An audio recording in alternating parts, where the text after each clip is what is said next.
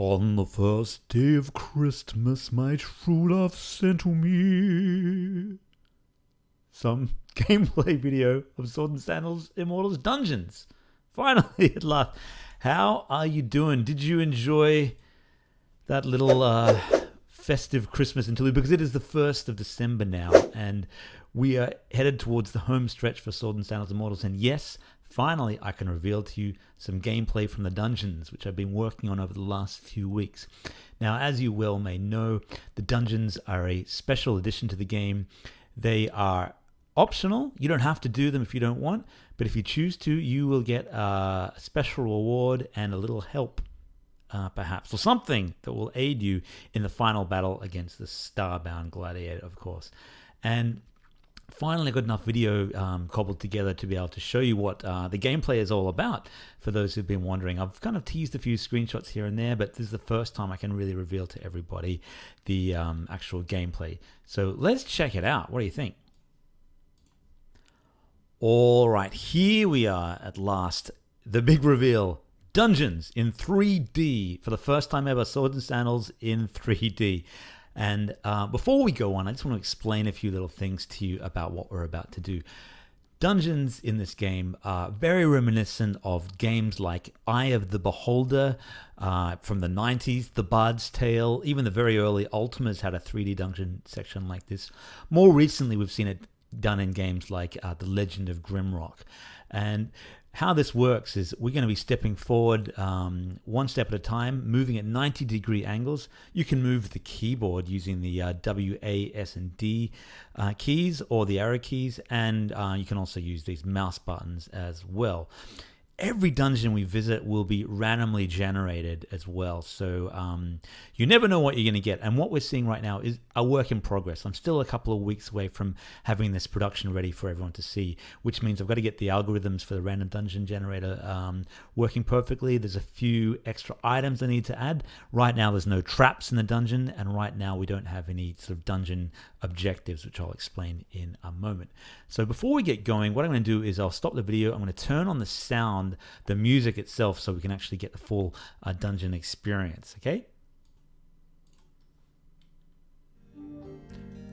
All right, here we are again. Now notice the music in the background. It's got a really cool ambience to it, done by Electro, who's done a lot of the music tracks from the game. So big shout out to him. And this one is very reminiscent of the classic Ultima Underworld, for those who ever played that. All right, moving. You can turn 90 degrees. You can step. Oh, instantly we see a chest and a lever here. If I go to the lever, you see some options here. Use lever. Somewhere in the distance you hear the rumbling of cogs and gears. That will come into play later. Here's a chest. Search chest. 55% chance. Down here you can see this int, which means this is an intelligence check. The smarter you are, the more likely you are to find a treasure chest. Each different option that you come across will be sort of an intelligence or attack or strength check, because I just want to mix things up, make it a little bit more role-playing. Let's check it out, see what we find. Search chest succeeded. We found a wooden plank. Let's have a look at the items we have. We have a wooden plank, we have a mug of mead, a lockpick, and a torch. I brought these in with me earlier. When you go to the shop, when you go to if you go to Halgrax of Pilthia, who's the tavern keeper, you'll be able to buy items for the dungeon. But you can only take up to 8, so you have to choose wisely. This, of course, here is a ladder, which you can exit back to the surface if you feel like things are going badly. And up here we have our torchlight and our food meter as well. So watch that. That's going to start to go down, and it's pretty dark right now. Here's a bookshelf. Search the bookshelf. Another intelligence check.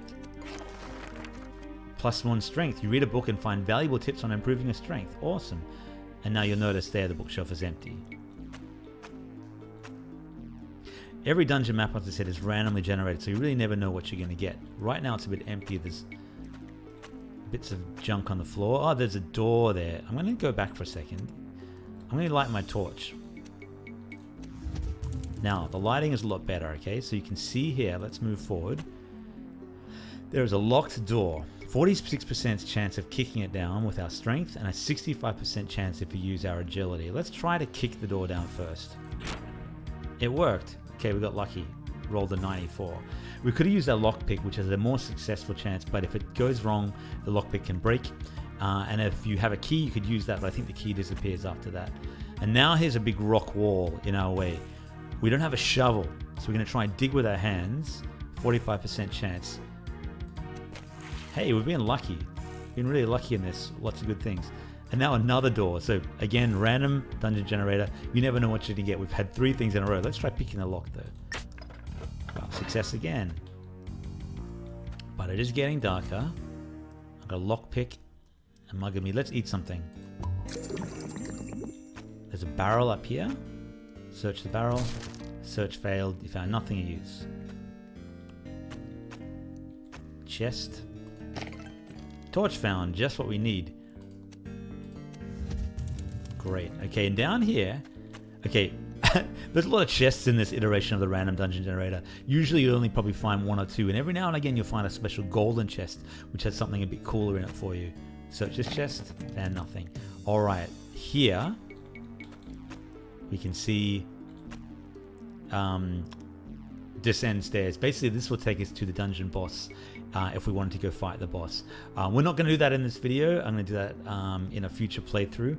But I just wanted to show you what the dungeons were like. What we're going to do now, we're going to stop the video, and then I'm going to do another random play of the dungeons, and we'll see what we find.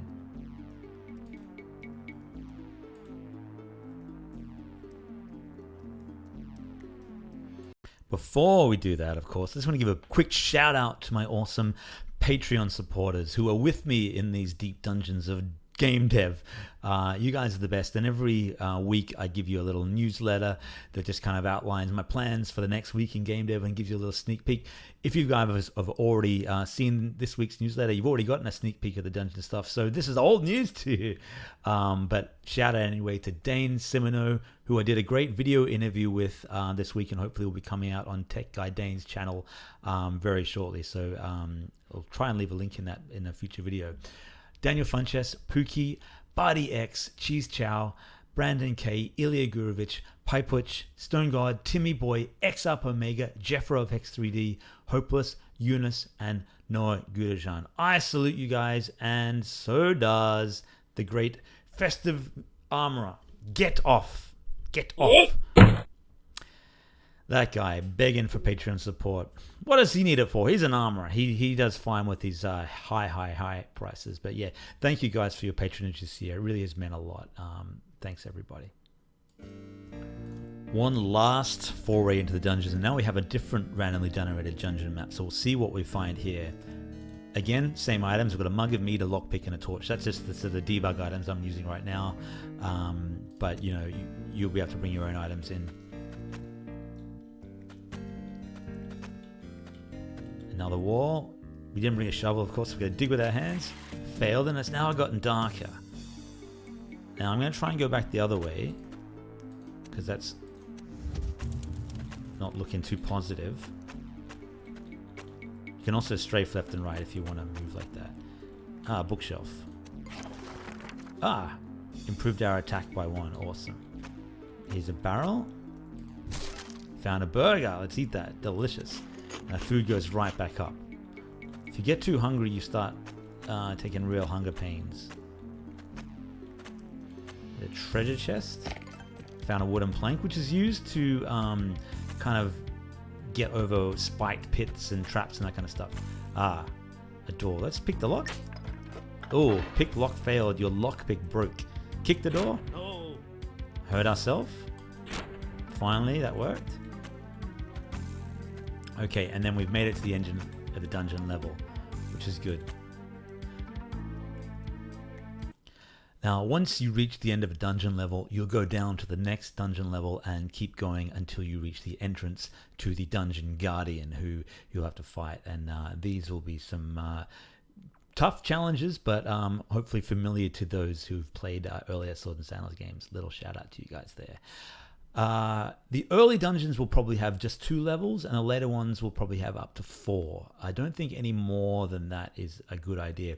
Each dungeon level should only play for about a minute or 2 minutes maximum, because essentially these are mini games. They don't need to be 10-15 minute long experiences. I'm also going to make it once you reach the dungeon boss, you can choose to refight the boss straight there. Basically, respawn there like the stake of Martika in Elden Ring. So I don't want you to have to go back right to the start of the dungeon and do it all again. Unless you want to, because when you get to the dungeon boss, you have to fight him with how much health you have at that point.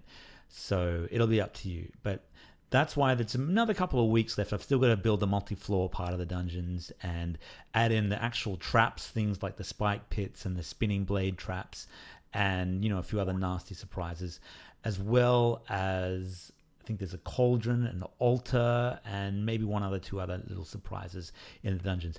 I've had a lot of fun building these. It's been pretty cool just to kind of build something a little bit different in Swords and Sandals, which is very much been traditionally just a 2D turn-based fighting game, and this last 2 years has been very much spent on making that as good as it can be. But to be able to work on a different sort of gameplay mechanism, as I did a couple of last month with the little shoot 'em up part of the observatories, the little space shooter R-type style game, and of course the little memory, the Simon game. Those are nice little diversions. This was always planned. I've always had to have a dungeon component in the game, and I really hope you like how this has turned out. It's taking a little longer than I thought, but then, so is the game itself. And I always said the game would take roughly 2 years or so, and we're just about getting there. I'm hoping to have the game out of early access sometime in January, at the latest February. All we have to do after the dungeon components, which come out in less than 2 weeks, I would say, is basically achievements, just finish off a few little bits and pieces for the main game, and of course the multiplayer component, which is being worked on by a friend of mine in Canada called Evan, and we're sort of teaming up on that. He's done the lion's share of it. That's pretty much all working right now. I've just got a few little bits and pieces to sort out, leaderboards, that kind of thing, but hopefully that all comes together to get this game out of early access and onto the next big thing, which reveal next year. All right, my friends, welcome to December, and I really look forward to your feedback. Let me know what you think of the dungeons in their current state right now, and I will see you guys in the next video, either next week or the week after. Until next time, my friends, subscribe to the channel. 8,000 subscribers, woohoo! It's only taking me 35 years, or however long it's taken to get to this point. Thanks, everybody who's joined the channel. You guys are the best. Fantastic to have you on board. And until next time, my friends, bye for now.